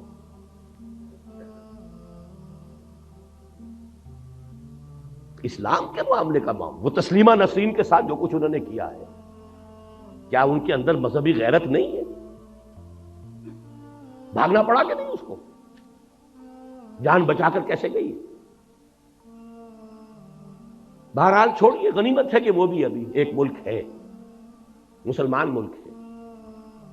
لیکن یہ ملک، اب میں یاد دلانا چاہتا ہوں، اصل میں یہ 2 خطوں پر مشتمل پاکستان تو اللہ نے ہمیں بونس دیا تھا، یہ اللہ کا فضل تھا، ورنہ مصور پاکستان نے انویسیج نہیں کیا تھا۔ یہ مصور پاکستان کون ہے؟ علامہ اقبال موجود ہے، ان کا جو خطبہ ہے 1930 کا، جس میں انہوں نے کہا ہے کہ it's the destiny, I feel it's the destiny, یہ تقدیر مبرم ہے کہ ہندوستان کے شمال مغربی علاقے میں ایک مسلمان ریاست قائم ہے، at least the north west of India. مشرقی پاکستان کا کوئی تذکرہ نہیں ہے ان کے خطبے میں۔ یہ تو جب آپ نے اتنے بڑے وعدے کیے، جب آپ کے راجکماری سے لے کے در خیبر تک گونجا دیا آپ نے، یا تو کبھی گونجا پاکستان کا مطلب کیا لا الہ الا اللہ کے نعرے سے، یا گونجایا تھا علامہ مشرقی نے چپراس سے، وہ بھی راجکماری سے لے کر اور گیا در خیبر تک۔ لیکن بہرحال اللہ نے دیا، لو، 2 خطوں پر مشتمل لو، ایک نہیں 2 لو۔ لہذا ابھی وہ اصل مصور پاکستان کا اصل پاکستان باقی ہے۔ دوسری بات یہ نوٹ کیجئے، اس بر عظیم ہند میں اصل پاکستان جو بنا تھا وہ یہی تھا، 1206 تک کا پاکستان یہی تھا۔ 712-13 میں آئے ہیں محمد بن قاسم اس وقت کے مغربی پاکستان یا جو وٹ ریمینز آف پاکستان کا جنوبی نصف جو ہے اس وقت مملکت اسلامی میں شامل ہو گیا، شمالی ابھی نہیں ہوا۔ 300 برس کے بعد محمود غزنوی اور پھر غوری، یہ جو اب باقی شمالی ہے مغربی پاکستان یا وٹ ریمینز آف پاکستان کا، یہ اس قلب رو میں آ گیا۔ یہ تو پھر 1206 میں جا کر کہیں دلی پر حکومت قائم ہوئی، تو تاریخ نے آپ کو وہاں پہنچایا ہوا ہے۔ بہت غنیمت سمجھیے، بہت غنیمت سمجھیے، لیکن جو صورتحال ہے وہ یہ کہ ہم نے کوئی سبق نہیں سیکھا۔ مجھے بتا دیں، اور میں یہ نہیں کہتا کسی اور کو دیکھیے، اپنے گریبان میں جھانکیے، آپ کے لیل و نہار، آپ کے روز و شب، آپ کی مشغولیتوں اور دلچسپیوں میں سرے منہ کوئی فرق واقع ہوا ہے؟ کوئی آپ کی زندگی کا نقشہ بدلا ہو، کوئی پرائرٹیز چینج ہوئی ہو، کوئی ترجیحات بدلی ہو، کسی نے حرام خوری چھوڑی ہو، کسی نے سودی معاملہ چھوڑا ہو؟ اپنے اوپر قیاس کر لیجئے، کوئی سبق حاصل نہیں۔ بد سے بدتر، اور یعنی ہے تو اس وقت کے مقابلے میں 100 گنا زیادہ، فحاشی ہے 100 گنا زیادہ، فراڈ ہے، غبن ہے 100 گنا زیادہ، بلکہ 1000 گنا زیادہ۔ کون سی چیز؟ اور نوٹ کر لیجئے، کچھ معاملہ ہے، تقویم ہے اللہ کی، 25 برس کی مہلت اس نے دی تھی۔ شمسی حساب سے تو یہ بنے تھے 24 برس اور 4 مہینے، قمری حساب سے ہو گئے تھے پورے 25 برس، جب ایک کوڑا پڑا ہے، اور دوسرے 25 برس مکمل ہونے میں صرف 1 سال اور 2.5 مہینے رہ گئے۔ یہ 23 برس جو ہے، یہ تو ہے وہ شمسی، اللہ کی اور ہماری جو دینی تقویم ہے وہ تو قمری ہے۔ رمضان آنے میں کتنے مہینے ہیں؟ اور 27ویں، 2 بھی کہاں رہ گئے اب؟ 27ویں رمضان کو 49 برس مکمل ہو جائیں گے، پھر 1 سال اور۔ میں وہ سینس آف ارجنسی چاہتا ہوں کہ منتقل کروں۔ دوڑو زمانہ چال قیامت کی چل گئے، وہ دوسرا کوڑا۔ اور یہ آج جمعے میں تقریر کر آیا ہوں مفصل، کہ صورتحال ہماری اس وقت یہ ہے۔ ایک میں نے تمثیل پچھلے جمعے دی تھی، کچھ دنوں سے میرا احساس یہ ہے کہ اس وقت ہمارا حال قومی اعتبار سے ایسے ہے کہ جیسے کسی شخص کو جکڑ دیا گیا اور ہاتھ پاؤں وہ ہلا نہ سکے، کھڑا ہے، لیکن ساتھ ہی دیکھ رہا ہے اپنی آنکھوں سے کہ کوئی اژدہا ہے جو اس کے گرد جو ہے اپنے کوئلز، اپنے بل جو ہے وہ لگا رہا ہے، اور کوئی دیر کی بات ہے کہ ایک دفعہ ذرا اگر وہ تناؤ پیدا کرے گا اور ہڈی پسلی ہے، یا کوئی شخص دیکھے آنکھوں سے کہ سیلاب کا پانی چڑھتا آ رہا ہے، اب میرے گھٹنوں تک تھا، اب یہاں تک آ گیا، اب سینے تک آ گیا، اب کوئی دن کی بات ہے، ہل نہیں سکتے۔ وہ ورلڈ بینک اور IMF، وہ ذرائع ابلاغ عالمی سطح پر، یہودیوں کا مالیاتی نظام عالمی سطح پر، میں نے پچھلے جمعے کہا تھا، سر سوچئے تو صحیح، کیا نواز شریف مسلمان نہیں ہے؟ مسلمان ماں کا دودھ نہیں پیا ہے؟ میاں شریف کا بیٹا ہے کہ جو تہجد گزار ہیں، جہاں تک سنا ہوتا ہے، یہ خود بھی نمازی ہے۔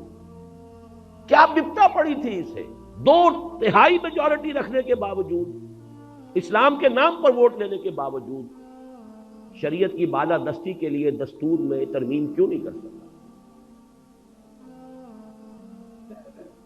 جبکہ نظر آ رہا تھا کہ میرے سارے الائز چھوڑتے جا رہے ہیں، میری دنیا لٹ رہی تھی اور میں خاموش تھا۔ یہ گئی جماعت اسلامی، یہ گئی JUI، کیا اتنا ہی کودن ہے کہ اسے معلوم نہیں ہو رہا تھا کہ یہ میری اپنی سیاسی جو ہے موت واقع ہو رہی ہے، سلو پوائزننگ ہو رہی ہے میری؟ کیوں نہیں کر سکتا؟ نہیں کر سکتا۔ عالمی قوتوں کا دباؤ ہے، جکڑے ہوئے ہیں آپ، عالمی استعمار ہے، نیو ورلڈ آرڈر ہے، مالیاتی نظام ہے، مہاجنی جکڑ بند کے اندر آپ پھنسے ہوئے، ہلیں گے کیسے؟ وہاں تو زلزلہ آ گیا تھا کہ انہوں نے بینک انٹرسٹ کو ربا قرار دے کر حرام قرار دے دیا، زلزلہ آ گیا دنیا میں۔ وہ جو پائپ میں چلی آ رہی تھی ایڈ، وہاں پر بھی پاؤں رکھ کر روک دیا گیا۔ بہرحال ایک شکل تو یہ ہے، اور دوسری اس وقت کی شکل یہ ہے جو میں نے آج جمعے میں کہا ہے، ہمارا حال یہ ہے کہ جیسے کوئی جانور یا کوئی انسان کہیں مر رہا ہو، کوئی زخمی پڑا ہوا ہے، ابھی جان ہے، تو گدھ آ کر جمع ہو جاتے ہیں، ابھی نوچتے نہیں، کھسوٹتے نہیں، جب تک کہ جان نکل نہ جائے، کیا پتا ہاتھ اٹھا کے مار ہی دے۔ وہ گدھ ایک طرف کشمیر پر امریکہ کا گدھ منڈلا رہا ہے، اسے سینٹرل ایشیا میں بھی ایک اسرائیل کی ضرورت ہے، عالم عرب کے اوپر اسرائیل اس نے مسلط کر دیا۔ اب تو کیوں لگائے کھڑے ہیں ماننے کے لیے اور سر جھکانے کے لیے، ہار ڈالنے کے لیے؟ اندر خانے سب ڈالے ہوئے تھے پہلے، وہ تو صرف پردے اٹھ رہے ہیں۔ یہاں بھی چاہیے سینٹرل ایشیا میں،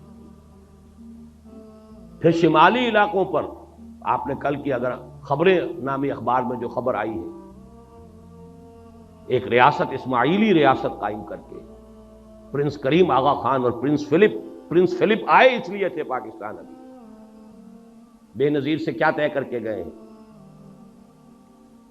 ادھر بلوچستان کے ساحل پر علاقہ دیا جا رہا ہے، ایران کو ٹیکل کرنا ہے، خلیج کے دہانے پر بھی تو بیٹھنا ہے آخر۔ باقی یہ کہ وہ جناح پور ہو، کوئی ہانگ کانگ، کوئی اور سنگاپور، چاہیے نا؟ یہ وہ گدھ ہیں جو بنڈلا رہے ہیں، اور یہ رکھتے ہیں ہمیشہ دو options. They don't keep all their eggs in one basket۔ یا کشمیر میں ہو جائے یا شمالی علاقوں میں ہو جائے، کہیں تو ہو جائے، یا جناح پور بن جائے یا سندھو دیش بن جائے، کچھ تو ہو جائے، یا بلوچستان کے ساحل پر ہمیں جگہ مل جائے۔ یہ حالات ہیں اصل میں۔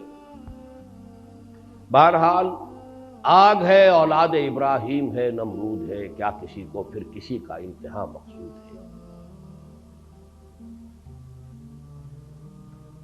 الہی خیر میرے آشیاں کی، زمین پر ہے نگاہیں آسمان۔ ہمارے لیے تو آسمان یہ امریکہ بہادر، نیو ورلڈ آرڈر۔ علاج کیا ہے؟ علاج اس کا وہی آب نشاط انگیز ہے ساتھی، توبہ، رجوع کرو اپنی اصل کی طرف جس کے لیے پاکستان بنایا۔ توبہ افراد کریں، توبہ کریں، اپنی معاشرت میں سے غیر اسلامی چیزیں نکال دیں، پھر توبہ قوم کرے، اور اجتماعی توبہ کے لیے ایک مضبوط جماعت ہو کہ جو منکرات کے خلاف جہاد کرے اور طاقت کے ساتھ جہاد کرے، کسی کی پولیٹیکل گیم میں نہ آئے، کسی پاور پالیٹکس میں نہ آئے۔ پاکستان میں خلافت کی دعوت، دو الفاظ میرے نوٹ کر لیجیے، قیام خلافت کی دعوت، اور پورے عالمی سطح پر نظام خلافت کے علمبردار بن کر کھڑے ہو جائیں، جس میں پہلا مرحلہ پہل اسلامزم کا ہوگا، پورے عالم اسلام کو متحد کر کے خلافت کے نظام کے تحت لانا۔ میں آپ کو سنا چکا ہوں گاندھی کا جملہ جو قائد اعظم سے کہا تھا، آپ کے پاکستان کا مطلب پین اسلام تو نہیں ہے نا؟ یہاں میں اب ایک آیت مبارکہ کا حوالہ دے رہا ہوں، وہ خلافت ہے کیا؟ ویسے تو یہاں میں تقریریں کر چکا ہوں، بڑی مفصل تقریریں کر چکا ہوں، اس کا سیاسی ڈھانچہ کیا ہوگا، دستوری ڈھانچہ کیا ہوگا، معاشی ڈھانچہ کیا ہوگا، لیکن امیر جمع ہے احباب درد دل کہہ لے، پھر یاد دلائی کر رہا ہوں۔ ایک آیت میں جدید اسلامی خلافت کا پورا نقشہ موجود ہے، آیت نمبر 59 سورہ نساء، یا ایھا الذین آمنوا اطیعوا اللہ واطیعوا الرسول واولی الامر منکم فإن تنازعتم فردوه إلى الله والرسول إن كنتم تؤمنون بالله واليوم الآخر ذلك خير وأحسن تأويلا۔ دیکھیے جدید ریاست کے 3 پلر شمار ہوتے ہیں: لیجسلیچر، اطیعوا اللہ و اطیعوا الرسول، کتاب و سنت. ایک ترمیم دستور میں ہو جائے، شریعت کی ٹوٹل بالادستی، ہر معاملہ کتاب و سنت کے تابع، خلافت بن گئی. قرارداد مقاصد اصولاً طے کر چکی، صرف یہ ایک ترمیم درکار ہے جو نواز شریف صاحب نہیں لا سکے. لیکن اس کے لیے بڑی عوامی ایک جد و جہد کی ضرورت ہوگی، جانے دینے کی ضرورت ہوگی. پوری قوم اگر کھڑی ہو گئی، اور پوری قوم سے مراد اتنی معتدل تعداد میں لوگ کہ پوری قوم کے اندر جو ہے ایک آگ لگا دے، تو کوئی امریکہ کا باپ کچھ نہیں کر سکتا. اور سب سے بڑی بات پھر اللہ کی مدد آئے گی. ان تنصروا اللہ ینصرکم لینصرن اللہ من ینصرہ، اللہ لازماً مدد کرے گا اس کی جو اس کی مدد کرے. تو لیجسلیچر اطیعوا اللہ و اطیعوا الرسول پر دستور کے اندر ایک ترمیم، ٹوٹل بالادستی. نمبر 2 اولی الامر ایگزیکٹو. یہ اولی الامر منکم مسلمانوں میں سے ہوگا، غیر مسلم نہیں. وہ ذمہ ہوگا، پروٹیکٹڈ مائنورٹی ہوگا، جان مال عزت آبرو کی حفاظت کا ذمہ لیں گے. لیکن نہ لیجسلیچر میں اس کا دخل ہو سکتا ہے، اس لیے کہ وہ کتاب و سنت سے متعلق ہے. وہ نہ کتاب کو مانے نہ سنت کو مانے. نہ ہی ایگزیکٹو کے ٹاپ پر وہ ہو سکتا ہے. ہاں ملازمتوں میں، ٹیکنیکل شعبوں میں ان کی خدمات سے فائدہ اٹھائیے. اولی الامر منکم. باقی اگر جھگڑا ہو جائے، آیا یہ شے شریعت کے مطابق ہے یا نہیں ہے، جھگڑا اسی کا ہونا ہے نا. لیجسلیچر ایک قانون پاس کرتی ہے، میں یہ کہتا ہوں کہ نہیں یہ تو کتاب و سنت کے منافی ہے، جھگڑا ہو گیا نا. فَإِن تَنَازَعْتُمْ فَرُدُّوهُ إِلَى اللَّهِ وَالرَّسُولِ. یہاں تنازع کے حوالے سے جوڈیشری آ گئی، جوڈیشری طے کرتی ہے.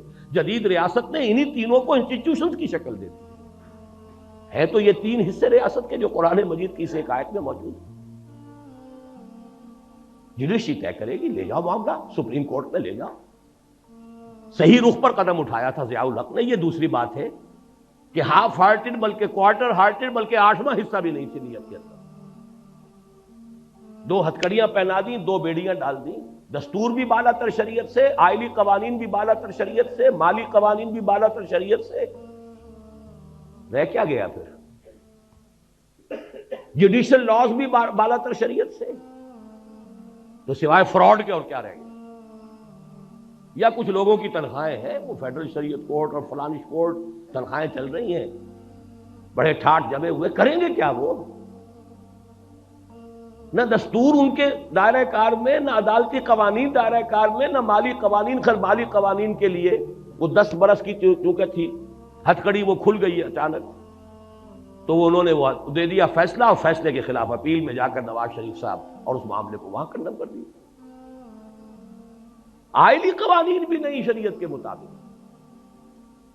مجھ سے کہا تھا انہوں نے، پھر یہ خواتین کو کون مطمئن کرے گا؟ میں نے کہا اگر یہی آپ کی سوچ کا معیار ہے تو یہ میرا استعفیٰ ہے، میں آپ کے ساتھ شورا میں بیٹھنے کو تیار ہوں. بہرحال پہلی بات یہ. نمبر 2، صدارتی نظام اس ملک کے لیے اگر خیر ہے، صدارتی نظام. یہ پارلیمانی نظام انگریز کی وراثت، وہ تو مجبور ہیں، روایت پرست قوم ہے، انہیں اپنے بادشاہ کو، ملکہ کو سر پر بٹھانا ہے ضرور.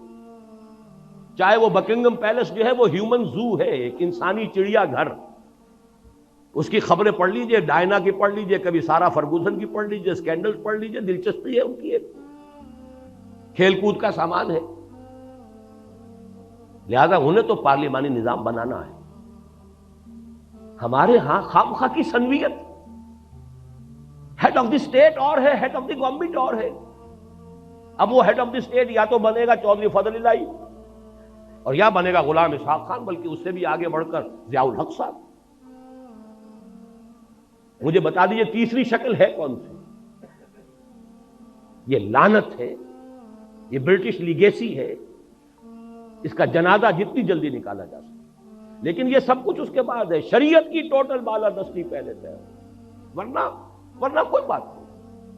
پھر یہ لعنت چاہے پارلیمانی ہو چاہے صدارتی، سب لعنت، سب شرک، سب کفر۔ جس ملک کے نظام میں شریعت کی بالادستی اور اللہ کی حاکمیت کا نفاذ نہیں ہے وہ شرک ہے، کفر ہے۔ رہنے والے مسلمان ہوا کریں، نظام کافرانہ ہے۔ ایک اور چیز روح عصر کا ایک تقاضا ہے، ٹرو فیڈرل سسٹم۔ اب جیسا کہ وہ علامہ اقبال نے اپنی ابلیس کی مجلس شورا نامی نظم میں ایک بڑا پیارا شعر کہلوایا ابلیس کی زبان سے، ہم نے خود شاہی کو پہنایا ہے جمہوری لباس، جب ذرا آدم ہوا ہے خود شناس و خود نگر۔ اس انسان کے اندر اب ذرا اپنے حقوق، اپنا وہ پاس پیدا ہو گیا ہے، خیال ہو گیا ہے، تو ہم نے کہا چلو ٹھیک ہے، وہ جو انسانی حاکمیت کی ٹنوں کی نجاست ایک شخص کے سر پر رکھی ہوتی تھی کسی فرعون اور نمرود کے، وہ تولا تولا سب میں بانٹ دو، نجاست تو نجاست ہی رہے گی۔ ایسے ہی ایک بات ہے کہ حکمت کا تقاضا ہے، ہر ایک کو اپنی زبان پسند ہے، کوئی زبان مقدس نہیں سوائے عربی زبان۔ پنجابی کو پنجابی پسند ہو، سندھی کو سندھی پسند ہو، نہ سندھی زبان کفر ہے نہ پنجابی زبان کفر ہے۔ لسانی، نسلی جو بھی اکائیاں ہوں ان کو مناسب مقام دینا چاہیے۔ بھارت سے سبق سیکھیے، اس نے لسانی صوبے بنا دیے تو کیا اس کے اندر کمی آ گئی؟ کیا کوئی کمزوری پیدا ہو گئی بھارت میں؟ ہر صوبے کی اپنی زبان ہے، اپنے زبان میں سارا پروونشل معاملہ چل رہا ہے۔ سینٹر کے ساتھ معاملہ ہوگا یا بین الصوبائی ہوگا وہ انگریزی میں ہوگا۔ تامل ناڈو تامل زبان، آندھرا پردیش تیلگو زبان، کیرالہ میں ملیالم زبان، بے شمار زبانیں ہیں، کوئی معمولی تو کون سی قیامت آ گئی؟ 1 کروڑ کی تب نفری کی اگر کوئی لسانی یا کوئی نسلی عصبیت ہے اسے ایکنالج کرو، give it the due respect, اس کی نفی مت کرو۔ ہاں اس سے چھوٹی چھوٹی تو ظاہر بات ہے کہاں سے کہاں تک تقسیم ہوگا۔ زبان تو لاہور سے گجرانوالہ پنجابی بدل جاتی ہے، گجرانوالے سے سیالکوٹ جا کے بدل جائے گی، وہ اور بات ہے۔ لیکن جو موٹی موٹی تقسیمیں ہیں ان کے مطابق کوئی حرج نہیں ہے۔ یونائٹڈ اسٹیٹس آف پاکستان بن جائے کوئی حرج نہیں، فیڈرل گورنمنٹ مضبوط، لیکن یہ کہ اس کے ساتھ اسٹیٹس کو آٹونومی دیجیے، اپنا ڈیولپ کرو۔ ہاں شریعت کے خلاف کوئی شے ہونے نہیں دیں گے، یکجہتی کی ذمہ دار فیڈرل گورنمنٹ ہوگی۔ آج دنیا میں نظام چل رہا ہے، امریکہ کا نظام اور ہے کیا؟ صدارتی نظام، وہ بھی لیا ہے خلافت سے۔ ہر کو جا بینی جہان رنگ و بو، آنکھ از خاکش برو یا دارزو، یاز نور مصطفیٰ اورا بہاش، یا ہنوز اندر تلاش مصطفیٰ۔ شیطان کو جمہوریت اس لیے دینی پڑی ہے کہ خلافت راشدہ میں عوام کو ایک حق دیا گیا ہے، مسلمانوں کا منتخب خلیفہ ہوگا، مسلمانوں کی رائے ہوگی، امر المسلمین ہوگا۔ تاریخ انسانی میں پہلی مرتبہ اسلام نے دیا ہے، تب شیطان کو بھی پیروی کرنی پڑی۔ تو اب اگر کوئی دنیا کی اچیومنٹس ہیں ان کو ایکنالج کیجئے۔ تیسری بات یہ، اور یہ جیسا کہ میں نے عرض کیا سندھ کے مسئلے میں سیاستدانوں کے اپنے معاملات ہوتے ہیں، کبھی الطاف حسین صاحب کا کوئی بیان آ جائے گا، کبھی کوئی بیان آ جائے گا، کبھی صوبہ چاہیے کبھی نہیں چاہیے۔ وہ تو سیاست میں تو سیاستدان پیترے بدل بدل کر اپنی جو بھی اس کے ساتھ نیگوسیشنز ہیں، بارگیننگ ہے، بدلتی رہے گی۔ لیکن میں ڈنکے کی چوٹ کہتا ہوں اور بہت عرصے سے کہہ رہا ہوں، کوئی حل نہیں ہے اس کا سوائے اس کے کہ چھوٹے صوبے بنائے جائیں۔ سندھ کی تقسیم نہ ہو تو کوئی حل ہے ہی نہیں۔ 1 کروڑ سے زیادہ ہے کم سے کم مہاجر اردو اسپیکنگ، اس کو ایکنالج کیجیے، کوئی تو علاقہ انہیں دیجیے کہ ہاں یہ ہمارا ہے۔ انہوں نے یہ کہا تھا ہم نے ایک زمانے میں کہ ہمیں صرف کراچی کی کارپوریشن جو ہے، جب وہ کارپوریشن پہ آ گئے تھے، ہمیں یہاں 2 چیزیں، پولیس ہمارے تابع کر دیجیے، ٹریفک ہمیں دے دیجیے، کوئی دینے کو تیار نہیں۔ کچھ تو دو۔ اگر آپ ڈپرائیو کریں گے، احساس محرومی اس انتہا کو پہنچا دیں گے۔ میں نے کتاب لکھی تھی مسئلہ سندھ، استحکام پاکستان، اس کے لوازم، 10 سال پہلے کی کتاب ہے، اور اس کے بعد مسئلہ ہے سمپل، سیاستدان نہیں ہوں، میدان میں نہیں ہوں، بازار سے گزرا ہوں، خریدار نہیں ہوں، لیکن حالات کو جانتا ہوں، مجھے بصیرت اللہ نے عطا کی ہے، سرما ہے میری آنکھ کا خاک مدینہ و نجف، مدینہ و نجف کی بجائے کہہ دیجئے ہماری آنکھ کا سرما ہے قرآن اور سنت، اللہ کی کتاب اور اس کے رسول صلی اللہ علیہ وسلم کی سنت، اس کی احادیث، یہ بصیرت ہے ہماری، تو ہم نظر آتے ہیں، حقائق نظر آتے ہیں۔ آخری بات یہ کہ سرکاری زبان کا طے کیجئے کہ یہاں پر عربی ہوگی، اور فوری طور پر عربی کی پہلی جماعت سے تدریس لازم، 20 برس کے اندر اندر کایا پلٹ جائے گی اس کو، اور یہ پورے عالم عرب کے ساتھ کنٹینیوس اس کا معاملہ، پین اسلامزم کی طرف قدم اگر بڑھے گا تو اس کے حوالے سے بڑھے گا، اور اس کے بعد آپ کا مسئلہ حل ہوتا ہے۔ اور سب سے بڑی بات جو ہم نے آیات آج پڑھی تھی، بنی اسرائیل کے بارے میں وہ ساری بحث کرنے کے بعد کیا فرمایا تھا، جو ہم پر بھی 100% راست آتا ہے، عسیٰ ربکم ان یرحمکم، تمہارا رب اب بھی تم پر رحم فرمانے کے لیے تیار ہے، وَإِنْ عُدْتُمْ عُدْنَا، لیکن اگر تم نے پھر وہی روش اختیار کی ہم بھی وہی کچھ کریں گے، وَجَعَلْنَا جَهَنَّمَ لِلْكَافِرِينَ حَصِيرًا، اور جہنم کو ہم نے تیار کی ہوئی ہے کافروں کے لیے، وہ باڑا تیار ہے، إِنَّ هَذَا الْقُرْآنَ يَهْدِي لِلَّتِي هِيَ أَقْوَمُ، اور اللہ کی رحمت کا دروازہ شاہ درا یہ قرآن ہے،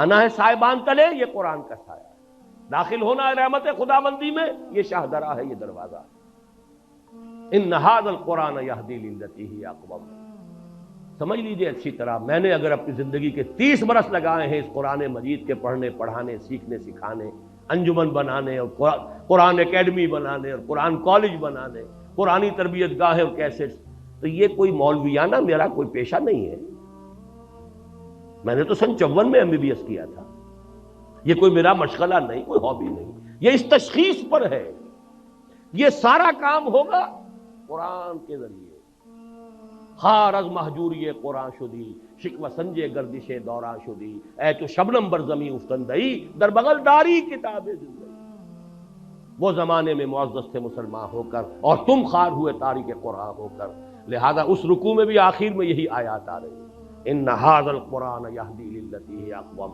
وَيُبَشِّرُ الْمُؤْمِنِينَ الَّذِينَ يَعْمَلُونَ الصَّالِحَاتِ أَنَّ لَهُمْ أَجْرًا كَبِيرًا وَأَنَّ الَّذِينَ لَا يُؤْمِنُونَ بِالْآخِرَةِ أَعْتَدْنَا لَهُمْ عَذَابًا أَلِيمًا، لہذا اس کے ذریعے سے یہ ہوگا، پہلی جماعت سے عربی زبان کی تعلیم شروع کیجئے تو لامحالہ قوم بحیثیت مجموعی قرآن سے قریب تر ہونی شروع ہو جائے، اس عمل کا آغاز تو ہو جائے، باقی تفاصیل میں نہیں جا رہا، وہ تو یہ کہ ایک جو ہے دستور کی بات طے ہو جائے کہ کتاب و سنت کی بالادستی، دی بال ول بی سیٹ رولنگ، وہ تو گیند جو ہے چل شروع ہو جائے گی، بھئی یہ حرام ہے چھوڑو، آلٹرنیٹو لیجسلیشن کرو، لیجسلیشن کرتا چلا جا۔ بہرحال اس کے سوا میں پورے انشراح صدر کے ساتھ کہہ رہا ہوں، پاکستان کے لیے کوئی بچاؤ نہیں۔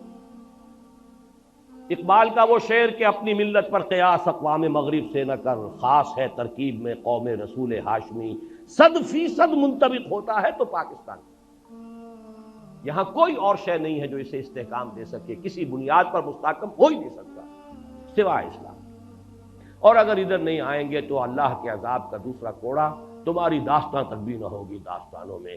اللہ تعالیٰ اس انجام بد سے ہمیں بچائے، ہمیں توبہ کی توفیق عطا فرمائے، اور یہ توبہ ان فرد سے شروع ہوگی، اپنی جگہ ہر شخص جو ہے اس توبہ کے لیے تیاری کرے۔ یہ تقسیم منطقی ہے تو پھر سرائکی صوبے کے قیام کے بارے میں کیا رائے ہے؟ میں تو اس کے حق میں ہوں، میں تو کہتا ہوں 1 کروڑ کی بنائیے، 12 صوبے بنائیے اس ملک کے، اور جو بھی اس ملک کا ویل وشر ہے ہمیشہ یہی کہتا ہے یہ صوبائیت کی لعنت ختم اس سے ہوگی، چھوٹے صوبے بنائیے۔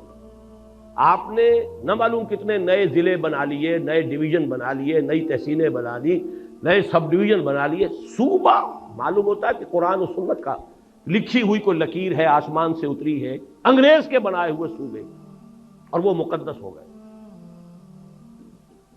ان کو تو ایک مرتبہ توڑ کر اور کم سے کم 12 صوبے اس ملک کے جو ہے 1 کروڑ کے انداز کا ایک صوبہ بننا چاہیے، اور اس میں لسانی جو ہے معاملات کو بھی سامنے رکھیے۔ اگر پٹھان کہتے ہیں ہمارے صوبے کا نام پختونخوا بنائیے، کیوں آپ کے پیٹ میں مروڑ اٹھتا ہے؟ کیوں آپ کا نام پنجاب ہے اس صوبے کا؟ اور سرحدی صوبہ نام رکھا ہوا، کون سی سرحد؟ پاکستان کے 4 صوبے سرحدی صوبے ہیں۔ پنجاب اس کا شمال مشرقی سرحدی صوبہ ہے، سندھ جو ہے اس کا جنوب مشرقی سرحدی صوبہ ہے، بلوچستان اس کا جنوب مغربی سرحدی صوبہ، یا تو سب کے نام یہ رکھ دیجیے، تب بھی کوئی منطق ہے، کوئی دلیل ہے؟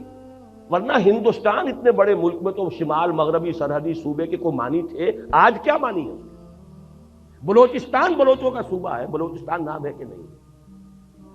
بعض چیزوں کو خام خواہ جو ہے ہم نے اس کے ساتھ الرجی بنائی ہوئی ہے، اور ان چیزوں کو جو پوج رہے ہیں بیٹھ کر کچھ لوگ، کچھ دانشور جو ہیں، ان کو اس کے سوا کوئی اور چیز پوجتی نہیں۔ نئے صوبے بنائیے، نئے نام رکھیے۔ کہیں ہندوستان میں تامل ناڈو نام سے کوئی صوبہ تھا؟ اکثریت وہاں کے صوبوں کے نام بدل چکے۔ آندھرا پردیش کہیں تھا دنیا میں؟ تامل ناڈو کہیں تھا دنیا میں؟ سب صوبے بدل گئے۔ پنجاب جو ہم چھوڑ کر آئے تھے، جو تقسیم کے وقت چھوٹا پنجاب تھا، 3 ریاستیں بن چکی ہیں، اس کی 3 اسٹیٹس ہیں۔ ہماچل پردیش، ہریانہ جہاں سے میرا تعلق ہے وہ علیحدہ ریاست ہے پنجاب، اور یہ پنجاب بڑا تھا۔ بہرحال اگر آپ ایک ملک کی وحدت کو قائم رکھنا چاہتے ہیں تو ان چھوٹے صوبے چھوٹے، اور انہیں زیادہ سے زیادہ آٹونومی دیجیے خدا کے لیے، ورنہ یہ جو کچھ ہو رہا ہے کچھ مفاد پرست طبقات ہیں۔ آپ نے 1 یونٹ بنایا، لیکن یہاں کا جو پنجابی سرمایہ دار تھا لاہور کا خاص طور پر، اس نے وہ بے ایمانی کی ہے، اس نے پنجاب کو یہاں جو ہے 1 یونٹ کا دارالخلافہ بنایا۔ اس سے بڑی بے ایمانی کوئی ہو سکتی؟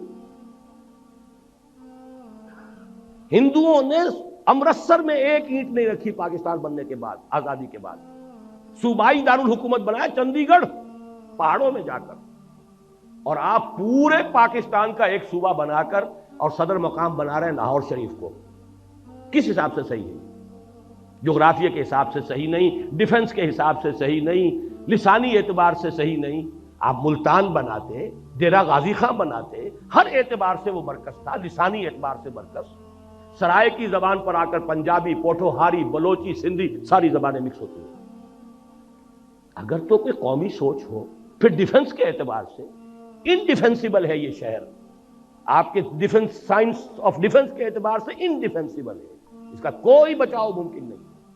وہ تو اللہ نے بچا دیا، BRB اور دہشت ڈال دی اس نے۔ سألقی فی قلوب الذین کفروا الرعب، میں ان کافروں کے دلوں میں رعب ڈال دوں گا۔ ورنہ 65 میں BBC پر اگر فلم دکھا دی گئی تھی فال آف لاہور کی، تو کتنا یقینی سمجھتے تھے وہ، اس لیے کہ کوئی ڈیفنس کا کہاں سے ہو سکتا تھا۔ اور وہاں آپ نے سارے جو ہے کروڑوں اربوں روپے کھپا دیا، وابڈا ہاؤس بنا دیا، یونٹ کالونی بنا دی، یہ بنا دیا۔ یہ کام ہونے چاہیے تھے، ڈیرہ غازی خان میں ہونا چاہیے تھا۔ آپ کا کوئٹے کے ساتھ کوئی لنک رہتا ہے، آلٹرنیٹ ریلوے لنک موجود ہے، پشاور کے ساتھ آلٹرنیٹ ریلوے لنک موجود ہے، ورنہ یہاں تو جہاں سے کاٹ دیں آپ کی لائف لائن، آپ کا تعلق کوئی نہیں رہتا۔ تو ان چیزوں کے اوپر ذرا حقیقت پسندی کے ساتھ غور کیجئے۔ اب دعا مانگیں۔ الحمدللہ الذی ہدانا لہذا وما كنا لنہتدی لولا ان ہدانا اللہ، الحمدللہ الذی انزل علی عبدہ الکتاب ولم یجعل له عوجا، تبارک الذی نزل الفرقان علی عبدہ لیکون للعالمین نذیرا۔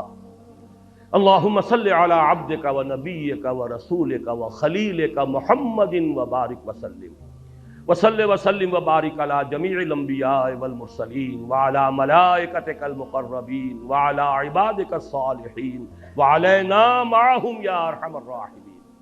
اللہم ربنا نور قلوبنا بالایمان واشرح صدورنا للاسلام۔ اللہم انصر من نصر دین محمد صلی اللہ علیہ وسلم، من کانوا وحیث کانوا واجعلنا منہم، اللہم ربنا اجعلنا منہم۔ اے اللہ اپنے ہر اس بندے کی مدد فرما جو تیرے نبی کے دین کی خدمت کر رہا ہو، خواہ وہ کوئی بھی ہو، کہیں بھی ہو، اور اے اللہ ہمیں بھی توفیق دے کہ ہم ان کے ساتھ شامل ہوں، ان کے دست و بازو بنیں۔ اللہم اخذل من اعرض عن دین محمد صلی اللہ علیہ وسلم من کانوا وحیث کانوا ولا تجعلنا معهم۔ اے اللہ ہر اس شخص کو ذلیل اور خوار اور رسوا کر دے جو تیرے نبی کے دین سے روگردانی کر رہا ہو، خواہ وہ کوئی بھی ہو، کہیں بھی ہو، اور اے اللہ ہمیں بچا اس سے کہ ہم ان کے دھوکے میں آ کر ان کے پھندے میں پھنس جائیں۔ ربنا تقبل منا انک انت السمیع العلیم، پروردگار ہماری اس دعا کو قبول فرما، یقیناً تو سب کچھ سننے والا اور جاننے والا ہے۔ وصلی اللہ تعالی علی خیر خلقہ محمد وآلہ وصحبہ